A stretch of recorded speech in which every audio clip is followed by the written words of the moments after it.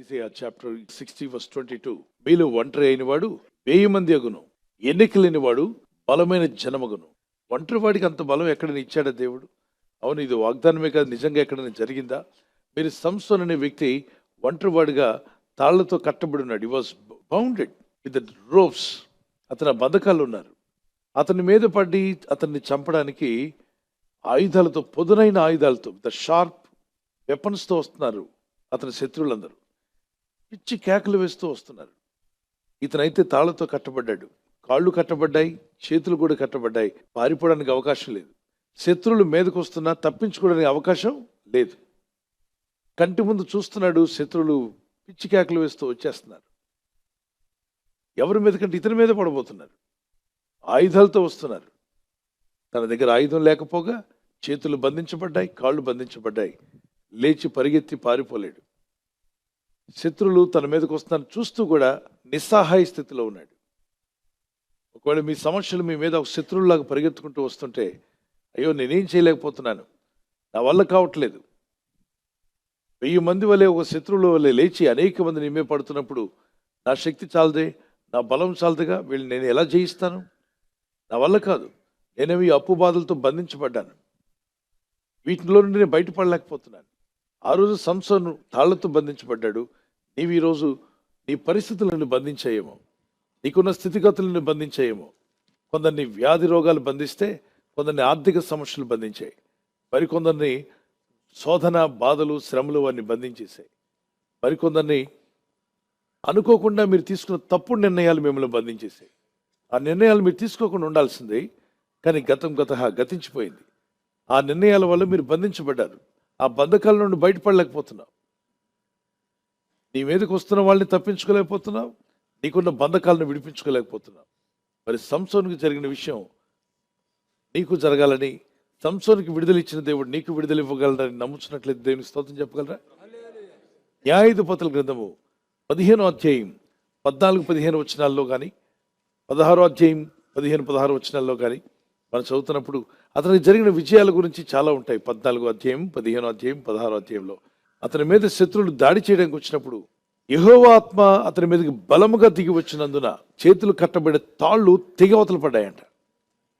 కాళ్ళకు కట్టిన బంధకాలు, చేతులు కట్టిన బంధకాలు తెగవతలు పడ్డాయి. ఫ్రీ అయిపోయాడు. మనిషి ఫ్రీ అయిపోయాడు. మనుషులు ఎవరు అతను సాయం చేయాల.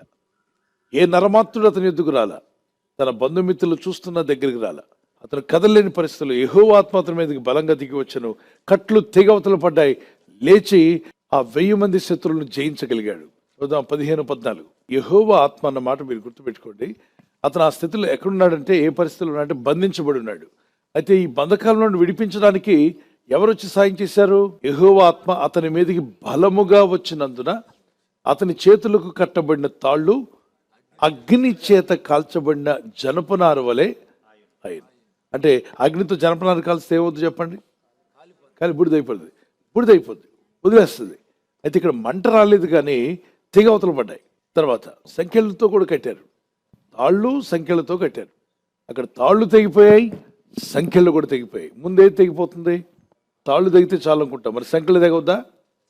మిమ్మల్ని కొన్ని సమస్యలు తాళ్ళతో కట్టేశాయి, మరికొన్ని బలమైన సమస్యలు సంఖ్యలతో కట్టేసినట్టు పరిస్థితి ఉంది. ఇప్పుడు నీ మీదకి రావాల్సింది యెహోవా ఆత్మ. దేవుని ఆత్మ మీకు విడుదల ఇచ్చునుగాక. ఆయన ఆత్మ మీ మీదకి వస్తుండగా ఆ సంఖ్యలు తెగవతలు పడునుగాక. ఆర్థిక ఇబ్బందులనే సంఖ్యలు, సమస్యలనే సంఖ్యలు, శ్రమలనే సంఖ్యలు ఎక్కడ చెక్కబడ్డావో నాకైతే తెలియదు, దేవునికి తెలుసు, నీ ఆత్మకు తెలుసు. ఆ సంఖ్యలు తెగిపోయే రోజు యేసు నామములో వచ్చునుగాక. ప్రార్థన చేద్దాము. ప్రభువా, ఈ వాగ్దానం నా పట్ల నెరవేర్చండి. ఈ వాక్కులు నా పట్ల నెరవేర్చుము నాయన. నీ సహాయం నాకు దయచేయండి. నీ యందు భయభక్తి కలిగిన మా జీవితాల్లో గొప్ప కార్యాలు జరిగించండి. నా సహోదరి, నువ్వు ఎలాంటి ఒంటరితనంలో ఉన్నా దేవుని సహాయం ఎందుకు రాబోతుంది. You may be suffering with loneliness, the Lord is going to set you free. నీవు ఒంటరితనంలో బాధపడుతున్నట్టయితే దేవుడు నీకు విడుదల ఇస్తారు. Ask God. దేవుని అడగండి. Cry out to God. దేవునికి మొరపెట్టండి. Father, there was only one Samson all alone. He was in bondage, but you have sent your spirit and set him free, Lord. ప్రభా, సంసోను ఒంటరిగా ఉన్నాడు, బంధింపబడి ఉన్నాడు. అయితే నీవు నీ ఆత్మను పంపి ఆయనకు విడుదల ఇచ్చి ఉన్నావు You ప్రభా. delivered him, Father God. ప్రభా, బంధకముల నుంచి విడిపించారు తండ్రి. You have broken all the chains. సంఖ్యలను కూడా మీరు విడగొట్టి ఉన్నారు ప్రభా. Yes, Lord, break down all the chains which are holding my hands. ప్రభా, నా చేతులను బంధించినటువంటి సంఖ్యలను విరగొట్టండి ప్రభా. It may be a temptation or troubles or problems or any kind of problem, financial problems that is binding you, bounded you. In the name of Jesus, let it be loosened in the name of the Lord. మిమ్మల్ని బంధించినటువంటి సంఖ్యలు, అవి శోధనలైన, శ్రమలైన, బాధలు, ఇబ్బందులు, ఆర్థికపరమైన సమస్యలు ఏదైనప్పటికీ యేసుక్రీస్తు నామములో సంఖ్యలు విరగొట్టబడును గాక. ఈ రాత్రి నెమ్మదితో పండుకొని సురక్షితంగా కాపాడబడినట్లుగా నీ అగ్ని కంచి వేసి మమ్మల్ని కాపాడండి. మీ చిత్తములో కొనసాగే కృప మా అందరికీ దయచేయమని యేసుక్రీస్తు ప్రశస్త నామములో వీరందరికీ చక్కని నిద్ర దయచేసి తెల్లవారు లేచి కృపను మాకిమ్మని క్రీస్తు నామములో అడిగి వేడుకుంటున్నామా పరలోకపు తండ్రి. ఆమేన్, ఆమేన్. ఈ వాగ్దాన్ని మీతోనే ఉంచుకోకుండా లైక్ చేయండి, షేర్ చేయండి.